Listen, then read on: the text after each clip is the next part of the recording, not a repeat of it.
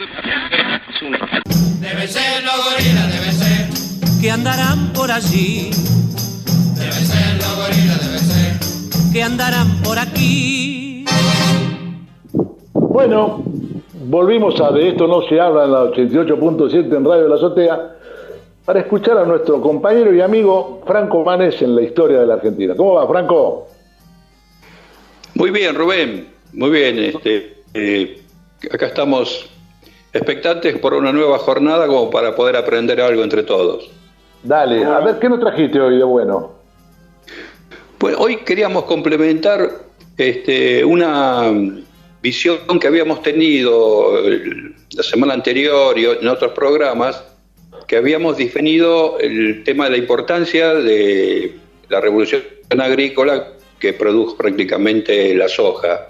Y derivado de esto, en esto de pensar la historia y de volver hacia atrás y proyectarnos hacia el futuro, nos instalamos en una institución que había creado el primer peronismo, referido a cómo trabajar con los productos de la tierra, digamos, darle una nueva impronta al proceso de exportación de los bienes que nos da la naturaleza, en este caso, a través del trabajo del hombre, obviamente, y del capital invertido. Y es en ese proceso de ese proyecto nacionalista que se gesta con fuerza en el 46, que nos lleva a analizar la institución que se llama Instituto Argentino para la Promoción y el Intercambio, conocido popularmente como IAPI, que es un organismo... Exacto. El IAPI es un organismo que en el marco del primer plan quinquenal cumple una importancia relevante, porque pasa a ser la piedra angular para producir un desarrollo equilibrado y que va a modificar profundamente la vida social argentina. ¿A qué nos referimos con esto? A que cuando se ponga en práctica, cuando se desarrollen las fuerzas productivas y tengamos ahora un organismo de contralor y centralizador del comercio exterior, vamos a ver que se puede definir una política de tipo inclusiva, nacional, que abarque a todos los sectores, especialmente a los sectores del campo y de las urbes. ¿Cómo se va a manifestar esto? El IAPI lo que va a hacer es... hay una frase famosa de Perón que justo se me cruzó en este momento, que decía que la política, la verdadera política es la política exterior de un país. Sí. Y en ese marco, la estructuración del IAPI nos da la pauta de cómo lo pensaba él, con ese pensamiento estratégico que tenía el general Perón, que es partir de la riqueza primaria para hacer un desarrollo de la riqueza secundaria, que a eso él la llamaba la industrialización. ¿Cómo llegar a la industrialización? Se necesitan divisas. ¿Y quiénes son los que generan divisas? Los productos agropecuarios. Ergo, el IAPI pasa a comprar en gran porcentaje, alrededor de un 80%, a los productores le compra la producción y se coloca como un intermediario entre el productor y el comercio exterior. De esa diferencia que realiza el Estado a través de su conexión con el mundo, va a adquirir riquezas, va a adquirir divisas que van a ser destinadas en el marco de un proyecto industrialista a estimular distintos sectores de la economía, fundamentalmente las industrias livianas, que ya habíamos caracterizado como los principios de la industria de los electrodomésticos, la industria siderúrgica, para empezar a reemplazar la producción de los hierres, de los rieles y todo lo que tenga que ver con el mundo ferroviario, la producción de autopartes. Todo eso se puede hacer mientras haya un proyecto en el cual el Estado se ponga como generador de un diseño industrial y además complementario, porque la Argentina lo que se había caracterizado hasta ese periodo, hasta el 43, 44, era solamente vender productos agrícolas y productos pecuarios e importar todo lo que sea industria. Fue fundamental esta institución, que reunió alrededor de 3.000 empleados, tuvo mucha fuerza entre el 46 y el 51, luego aquejado por las dificultades climáticas en cuanto a la producción y también a la baja internacional de los productos agrícolas de la posguerra, sufre como una especie de parate temporario y queda inmerso en medio de la gran crisis que hubo con el tema de las sequías y la baja de precios internacionales. Al punto que en el año 52 Alfredo Gómez Morales tiene que realizar unas medidas económicas que tienden a frenar prácticamente el consumo. ¿Por qué? Porque no había, la producción era exigua, no había mucha producción y la mayor parte de las divisas se habían destinado al desarrollo industrial. Eso fue todo un impasse que duró entre el 52 y el 53. Volviendo si me permitís, una cosa, sí. Franco, porque se hablaban muchas pavadas, ¿viste?, del IAPI, pero hay que remarcar que el gobierno compraba la producción de los granos, no lo compraba a precio vil, lo compraba a precio de mercado.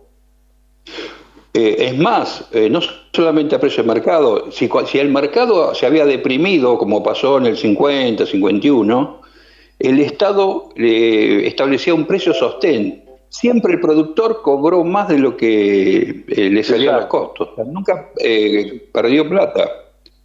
Ahora, claro, una vez que lo adquiría el Estado sí, lo sostenía y lo vendía al exterior, esperaba el movimiento de los precios internacionales, y bueno, si hacía diferencia era para hacer divisas, no era para hacer más divisas el funcionario. No, marco esto porque mucha gente malintencionada decía que lo compraban a precio vil, ¿no? Es decir, que no le pagaban lo que realmente valía, cosa que no es cierto esa, para nada. No. Lo que quería, complementando esto que vos decís, que es muy cierto, pero también abonando a que nos gusta indagar la historia, esta es la segunda vez donde el Estado, con un proyecto nacional, logra poner realmente en usufructo al Estado nacional con la producción agraria, que tiene sus bemoles, porque no entramos acá a hablar de la titularidad de los que producen la riqueza, la titularidad de su tierra.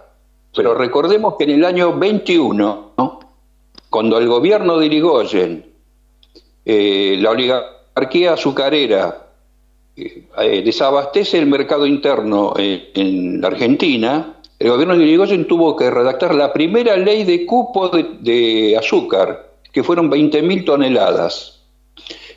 ¿Por qué lo nombramos este hecho? Porque fue la primera vez que se le puso el límite a la oligarquía, como diciendo, bueno, ustedes, ¿viste?, que exportan, pero nuestro pueblo no puede acceder al azúcar. Entonces, él hizo una ley de cupo de 20.000 toneladas, que la llevó a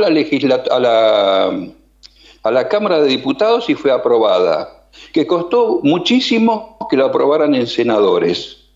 El ministro de Hacienda que había entrado con Irigoyen fue el que llevó adelante esta medida. A tal punto, Rubén, que cuando termina el periodo Irigoyen, comenzaron a acusarlo de haber hecho acuerdos espurios. Sí, la de siempre. La de siempre, que habían beneficiado a ciertos sectores, que era todo, que eran medidas de caridad para la gente, pero en realidad todos los que estaban vinculados al gobierno estaban haciendo negocios. Pero a tal punto llegó esto que está muy oculto en la historia, Rubén. Sí, me imagino. Sí, cambia el gobierno, viene a Alvear y no hace absolutamente nada ante las críticas que le hacen a este funcionario que ya había terminado su mandato, y 2 años después se suicida. 44 años tenía ese ministro de Hacienda. no soportó la presión que le habían hecho la oligarquía por esa ley de cupo bendita que había impulsado. Y ¿quién era el ministro? Creo que se llama Arungaray, algo así, no recuerdo bien el nombre. Vamos a buscarlo. Pero eso es un oculto, para mí es un oculto. Porque cuando se hace en el cementerio de la Recoleta de su entierro, van todos. Va desde el presidente Alvear, que nunca le había dado una mano, van los ministros del Interior, va toda la cúpula radical. Lo habían abandonado. 44 años tenía el ministro de Hacienda. Qué bárbaro. Así que lo conectaba, por eso que te decía yo que lo conectaba con esto del límite que le pone el IAPI, o más que límite, sino una direccionalidad política a lo que produce el campo en función de un equilibrio social, un desarrollo social y una asignación de derechos a los obreros y los campesinos en la década del 40 y del 50, y ese es en síntesis. Claro. Interesantísimo. Qué cosa, ¿no? Y después, claro, si las cosas pasaran hoy por donde pasaron en aquella época, ¿no? Es decir, la historia sería distinta en muchos aspectos. Tiene vigencia el problema, porque hoy los que compran la producción de los grandes productores agrícolas son las 5 grandes multinacionales, Cargill, Dreyfus y otras tantas. Hicieron un IAPI particular. Exactamente. ¿No? Y vos fijate que ese grupo, ese grupo usufructó al Estado.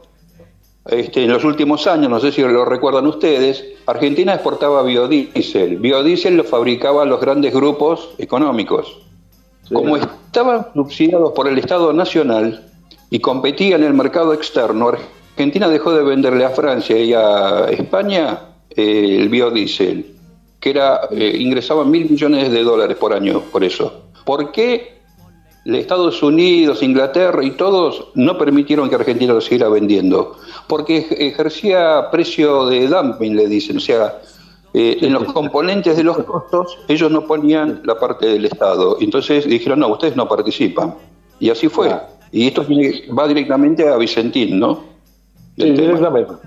Gracias, Franco. Nos volvemos a encontrar el jueves que viene. Dale. Un abrazo y espero que haya gustado. Sí, como siempre, nos encantó. Muchísimas gracias y muy buenas noches, tardes, días, noches, tardes, días, noches, tardes, días, noches, tardes, días, según la hora en que me escuches.